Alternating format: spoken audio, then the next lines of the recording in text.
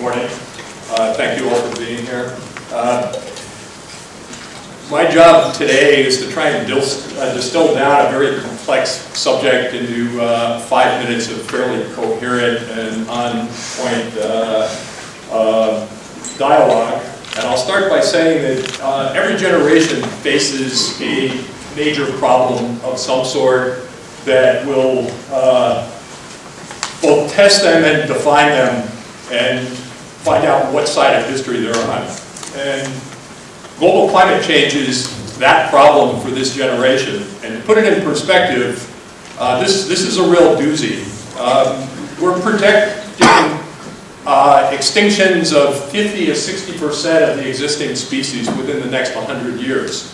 In Earth history, that's only happened a handful of times. And usually it's Earth colliding with an extraterrestrial object that causes it, not a single species causing all those other ones to go extinct. Now, let me give you the scientific perspective on the so-called controversy. There is no controversy. Basically, global climate change or global warming is due to primarily increases of greenhouse gases in the atmosphere, methane and CO2, and it's due to human activities. It's due to things like combustion of fossil fuels, but also deforestation and also agricultural processes. These are all things that we can address and should address. Now, the real controversy seems to remain political and maybe media-driven. In the scientific community, the controversy has moved on to what do we need to do and how fast do we need to do it? And those are things that I would like to address today. To boil this down, there are two future scenarios that are driven by essentially how many greenhouse gases we continue to put into the atmosphere. And the high-end scenarios, which is what we're doing now, business as usual type scenarios, I would characterize that as a dystopian future. This is a severe enough problem that we don't want to go there. If we address this in a serious way, and it will be a very serious effort, we can get on the low-end increase scenarios, which, although we do get a fair amount of warming, it's at a level that we can probably adjust to it, adapt to it, and maybe some of those species can do it as well. I would note that we're probably one of the more resilient species that's ever been on this planet, and we're certainly the most arrogant one that's ever been on this planet. Now, when we go through these scenarios, basically we see the high-end scenarios. Right now we're at about 400 parts per million of CO2, and I use CO2 as my example, and we're headed up to 2 times that. The maximum natural range of CO2 in the atmosphere over roughly the last 1 million years, it usually tops out about 280 parts per million. So we're already at 400. We're way out of the range of natural variation. When we look at the high-end temperature scenarios, we're talking about an 8-degree Fahrenheit increase by 2100, and at the low end, we're talking about roughly half of that, or 4. And what we see, and I hope people grab the handouts, there's handouts around. I decided not to do PowerPoint. What we see is that these scenarios are diverging right now. And they overlap now, but they're diverging right now. With sea level change, estimates for Rhode Island range from anywhere between 3 feet to 8 feet of increased sea level by 2100. And the 3-foot scenario is the low-end scenario. The 8-foot is actually, I would say, more probable than the 3-foot scenario. And everybody agrees that 5 feet is the number in the scientific community by 2100. We're a relatively low-lying state, so that's a non-trivial matter. The next figure is kind of the punchline of this talk. This is from a blog that is sort of interesting. You do find interesting stuff on blogs. And it's described as the panic and repent scenarios. Panic and repent is when you look out the window and you see something so alarming that you decide to repent. And what does that look like? It looks like Governor Christie hugging President Obama in the ruins of the Jersey Shore post-Sandy. Now, I would note who's in attendance here today and who is not. Obviously, we're not going to have that kumbaya moment here today. But basically, the punchline for this talk is the scenario that we should be looking for is repent now. As you can see in these scenarios, even if you decide to repent now, it takes decades until you reach the maximum and then start to drop off in terms of greenhouse gas concentrations. And if you decide to repent in 2030, the problem is right on the brink of the difference between the low-end scenarios and the disastrous scenarios. And if you decide to repent in 2040, you're beyond that brink. You're into the disastrous scenarios moving forward. Now, the major impacts for Rhode Island I've listed here, not in any particular order, but the sea level rise is pretty alarming. The increased frequency of catastrophic hurricanes that is predicted is pretty alarming. I'm not saying we're going to get hit by another hurricane of 1938, but I am saying that the probability that we'll be hit by such an event will increase. Then we have major reorganizations in ecosystems, losses of things like salt marshes, eelgrass beds, complete movement of barrier beaches and coastal lagoons. Things that sort of define our sense of place are going to change dramatically and quickly. And the major message, the thing that alarms scientists the most, is that it's not that we haven't seen climate changes like this in the past, because we have. But we have not seen climate changes at this rate. This is unprecedented. Things are happening an order of magnitude to 3 orders of magnitude faster than they usually happen in the natural system. It calls into question the whole concept of adaptation and resiliency. There are limits to those things, and we're going to push those limits.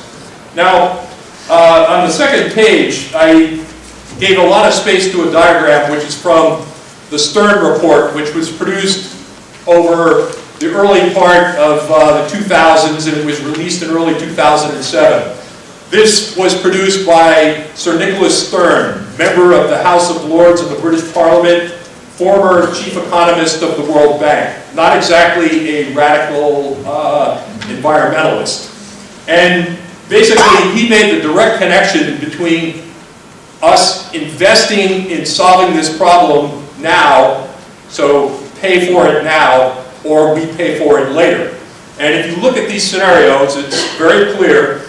It's tied to the concentration of CO2, how much temperature we get out of that concentration, and what happens if we get that amount of temperature increase. And somewhere around the 2 degrees centigrade to 3 degrees centigrade, or 4 to 6 Fahrenheit, if you will, things start to go from not very good to really, really bad. I prefer my dystopian futures in the movies and in science fiction novels. I don't like to live them. And I will probably be around to see it. But those of you who will, it won't be good if we don't do something about this fairly quickly. At that point, I'll open to questions. Yes?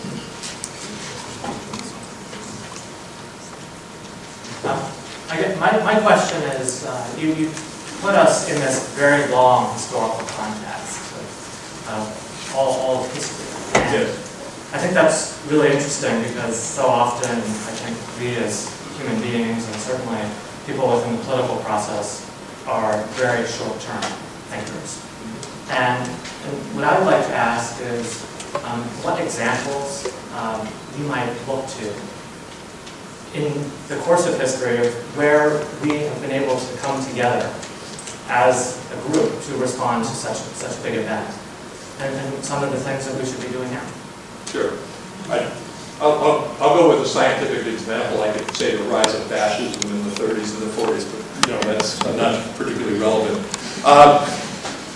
The best example of this, where the U.S. actually led scientifically and morally, which is what needs to happen, occurred with the opening of the hole in the ozone layer due to chlorofluorocarbons that were found in refrigerants.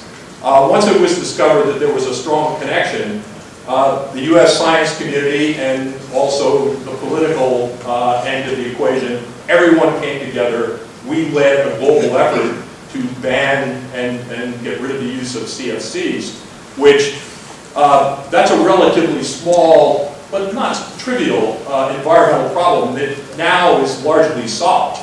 And it took a concerted effort and it cost a lot of money, but we solved that. And it really dismays me that we are not exerting that kind of leadership in this particular context. First of all, thank you. It strikes me when we talk about this, it is the magnitude of this problem is sometimes hard to get your head around. And you wonder, we as policymakers have to ask ourselves, specifically, what can we do? And I think this panel will be about leadership and a plan and at the high level. But it often strikes me when I read on the topic that sometimes very simple measures can have significant impact. So for instance, I've read that some simple measures like planting trees in the city can in fact have an impact on bringing down temperatures in the summer. So my question to you is, maybe you could talk a little bit about that kind of specific, achievable, near-term action steps that you can recommend that we take, but specifically, similar to planting trees and bringing down temperatures in the summer in the city, what are the similar measures we could take as it relates to erosion, beach erosion, and preparation for, as you say, the storms and the erosion that we're inevitably going to face? What are the near-term, actionable, small steps we could take now that could really help?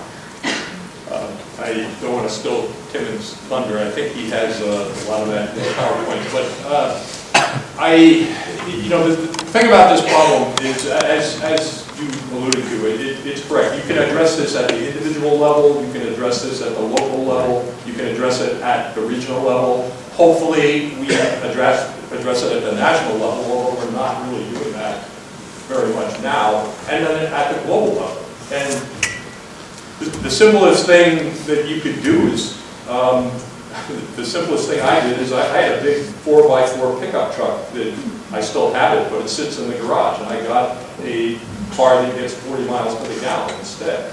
And that's an individual choice that if enough people make that sort of choice, it adds up. But as you note, green architecture is part of the equation. There's probably 10 things that we need to be doing simultaneously that begin to make some headway on this problem. But if you look at the size of the problem, it really gets down to what power plants are doing and what they're burning. That's the biggest thing that we can address fairly quickly. We're not doing it for any other reason than economics, but the switch from coal to natural gas is buying us some time. I wish we were doing it because it was the right thing to do. We're doing it because it's the economical thing to do.